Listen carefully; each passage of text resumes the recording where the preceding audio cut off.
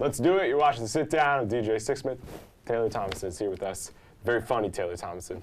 Nice to meet you. Nice to meet you. Thank you so much for watching it. This was hysterical. Oh, I really appreciate it. Sometimes you go in and you're like, you did not see this. And they're like, it was good. You were standing and talking. You were making people laugh. Yeah, they're like, totally saw it. You did this in it. And I'm like, that's the thumbnail. But it's like, hey, can you name a joke? Right. And that's usually what you can tell. Yeah. But this was like a full hour of laughs. Because you get some of these specials, it's like great 30 minutes, great segment here. Like, you really sustained it. So what was it like building that out and really getting an hour that you loved there?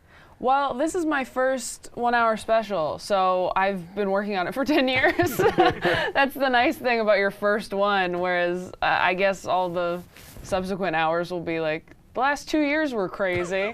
But yeah, I mean, mostly these jokes are, maybe the oldest one in it is like 4 or 5 years old, and then the newest one is like a month. Oh, wow. Because a lot happened last summer, and I was like, all right, we gotta change some things. Yeah. And I think it was probably, the bulk of it is probably the last 5 years and the first half of my 20s. That's hence awesome. The title. Yes. And there's a lot going on in your 20s. And you go right into it. It's like, hey, this kind of sucks. It's not as great as everybody made it seem. So what was it like unpacking that concept in this hour here? I really feel like, as a now 26-year-old, you're welcome. I felt like starting as young as I did, I started doing stand-up at 16, and I felt like starting as young as I did, I didn't have the life experience to talk like politics or like social issues or whatever. So all I had was myself and my own experiences, and when you're 22, 23, even 25, you don't have that many. True. So this special is mostly just like, here are the things I've learned and the ways I've messed up, and then the second half is me trying to guess at when I should have kids, when I should get married, why I shouldn't get married, why other people are doing it too soon, you know, what my upbringing was like. It's very me up until this point in my life. And all really super relatable, because you could be 45 years old and you went through that, or you could be in your 20s right now and you're going through that. Right. And if you are going through it, I'm so sorry. I get a lot of people on the road who come up to me who are, you know, in their 40s or 50s, and it's nice when those people go, oh my gosh, that's exactly what it was like, and I would not go back for anything in the world. And I'm like, I wouldn't stay here for anything in the world, so thank you. Yeah. So what was the toughest part of the hour when you think back on it now?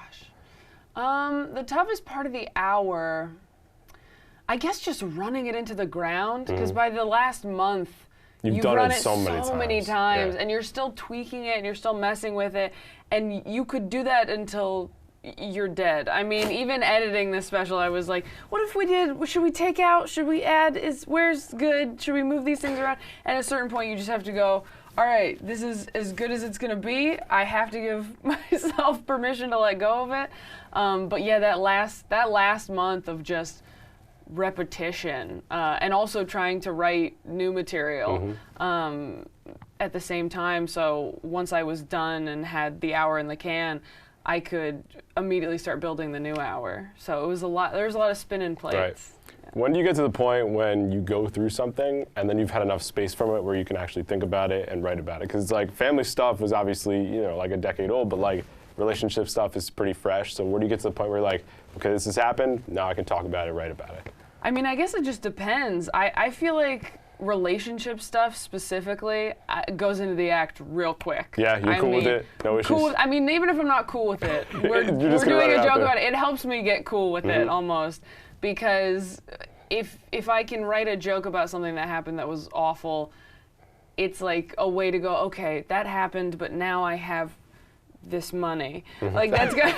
Like, it's not just that a makes bad it feel thing. a little better. Yeah, it's an actual joke I can do on television or somewhere.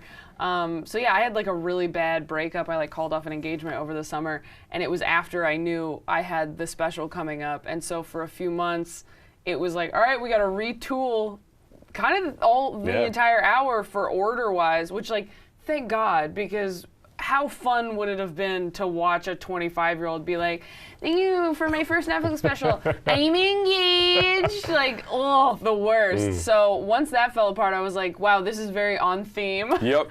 for this special. This fits a lot more now. It was great. I mean, everything happens for a reason, which is something white girls say to make themselves feel better. Has your ex seen the stuff? No. I mean, hopefully, I don't know. No, he hasn't seen any of the jokes about our engagement being broken. No, we haven't talked. So, I mean, hopefully he'll probably watch it, I think some people will probably saw. Right? He doesn't get buried in there either. I mean, you just kind of tell what happened in a sense, right? Yeah, I mean, and there's no jokes about him specifically, in it. Yeah.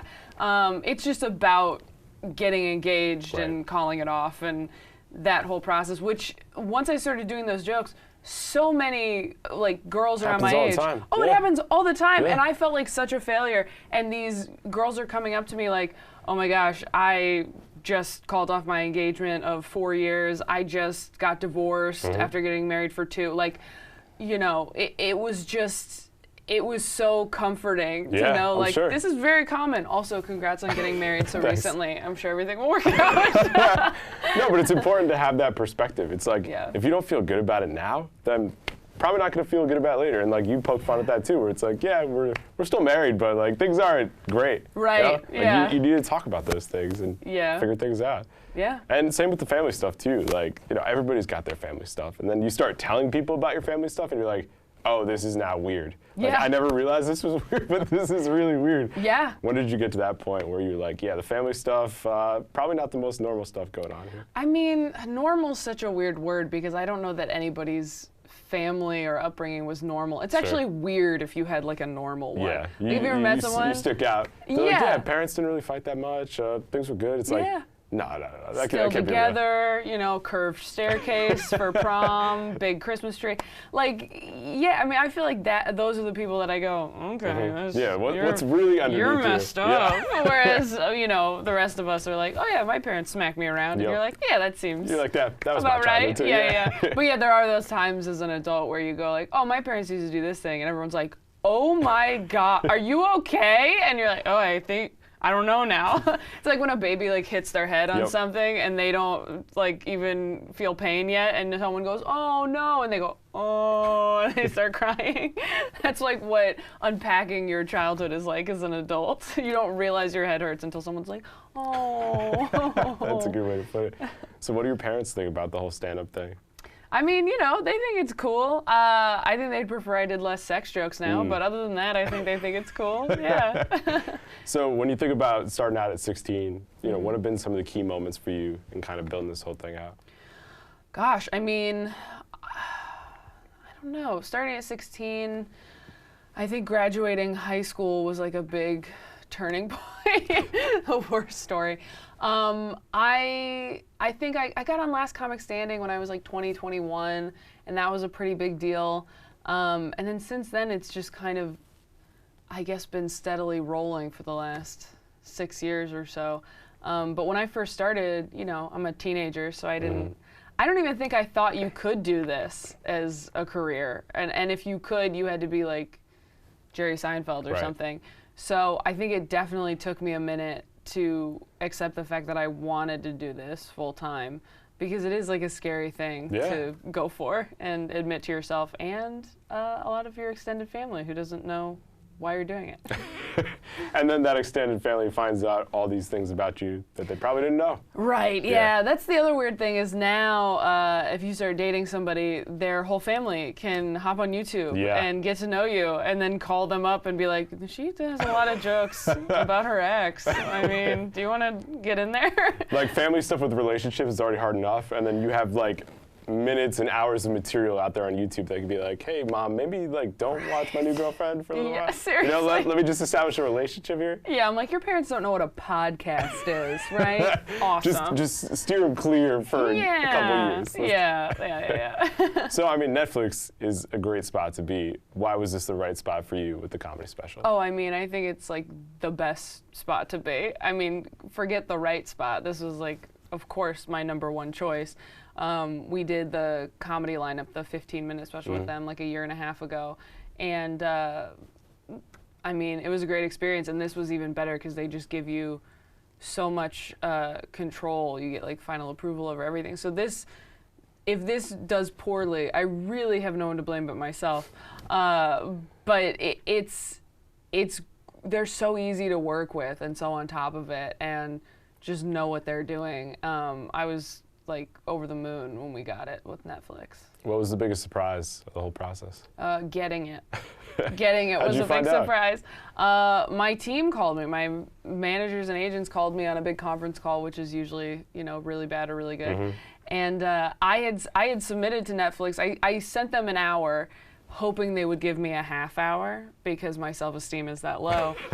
And after a few months, they decided to give me the full hour. So for me, that was the biggest surprise, is that we actually pulled it off and were able to get it, because I would have been perfectly happy with half an hour, to be totally honest. So this is like dream come true. Well, we're pumped that you have the full hour because there's lots to talk about in there. And you mentioned how many times you did it. When did you get to the point where you're like, oh, this is a really solid hour here, like this is going to be good? I mean, I felt that way going into it. Like in the last few months, I definitely felt like, okay, this is done for the most part.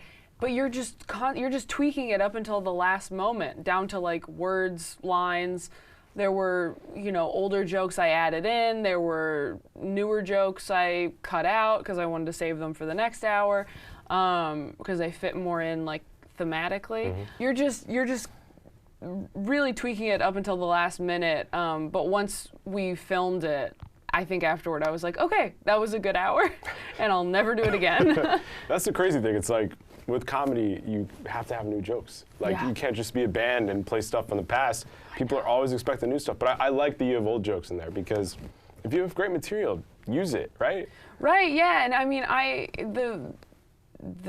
this idea now of like, you can only do a joke once somewhere, I feel like is... It's BS. It's great. Like, so many people do their late night sets, and then you see those jokes again in an hour, because the hour is kind of like, this is everything I've experienced in the last however many years.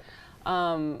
But because of the internet and because of this like insatiable need for content constantly, you feel like, okay, well, I did it on Conan in 2017, so can I put it in there? And it's like, you can do whatever you want. Think about how many people are going to watch this that haven't watched that before, or aren't familiar with you, or you're going to have the people that have watched you since then, but you should just put your best quality forward, right? Right, and jokes are always evolving too. So I mean, even old jokes are so much better now. So do you have an example of one that was an old joke that kind of evolved over time? Yeah, so the joke I have about my ex-boyfriend complaining, or not complaining, the joke I have about my ex-boyfriend bragging about women hitting on him and him saying no, that was a guy from years ago. So that was like probably when I was 21, and I had done it for a while, and I hadn't done it for years. I did it for a few years.